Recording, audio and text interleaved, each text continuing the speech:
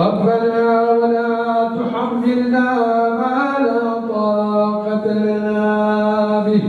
ئەوەی دەیبینن لە یەک کاتدا پرسەی ژن و مێردێکە لە گوندی زارگەلی لە قەزای سۆران.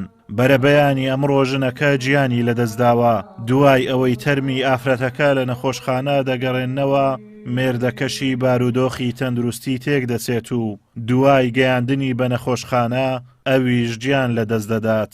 برا بەیانی بوو وەختی مەلابانگدانی تەلەفۆنی لۆم کرد گوتی وەرە بمگێ خێزانەکەی نەخۆش بوو بە حکومە نەخۆشی هەبوو بەس گوتی وەرە بمگێ بیگەبینە خستخانەی کە چوین تەماشام کرد تەواو بوو بەس گوتی لەبەر درۆم بە هەر بگەین نەخستخانەی کە گاندینە خەسانی دیار و پاش دکتۆرەکان هاتنە سەر زۆر هەولای ملایان کرد حقیقەت هەندی ئەو جیهاز شواتیان لێدا بەخۆ نەهات و دیار بوو تەواو بوو.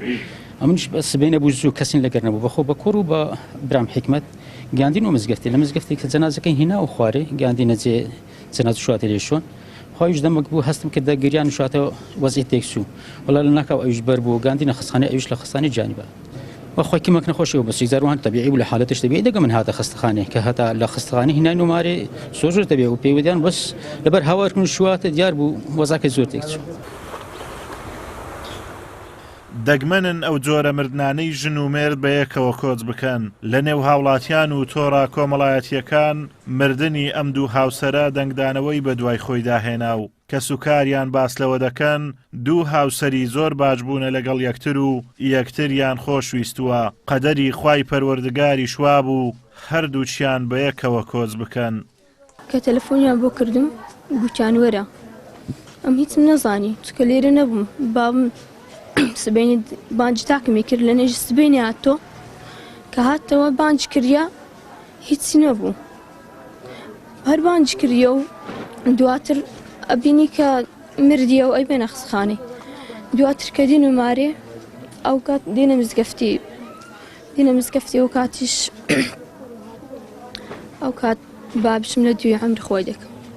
حالەتەکە لە نێژی سبەینێ بووە دەبری سەعات هەفتێک لە هەشتی هەندە نەبووە بینەکەیان هەموو ساعتێک بێ نەچووە بینی پیاوەکە و ژنەکە خوشکم پێشی ژیانی لەدەستداوە پیاوەکە چیتە مزگەوتی هاتی تۆ گاسی کردێک کە نوێژی بکە دەستی گاندی تێ کە هەرستی نوێژی بکە سارد بووە گاسی منداڵی کردا چە خۆی کردیە نەمایە گانتیان نەخۆشخانە کە ئەوجا هیناتیان و ماری پاشی هەموو ساعتێک بێ نەچوو ئەویش گیانی لەدەستدا.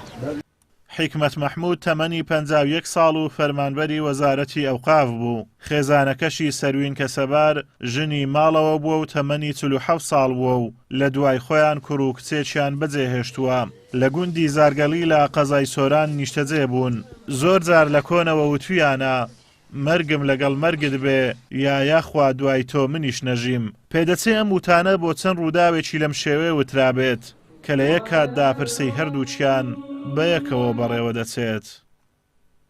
ئازادۆمەراوەی کەناڵی ئاسمانی پەیام گوندی زارگەلی لە قەزای سۆران.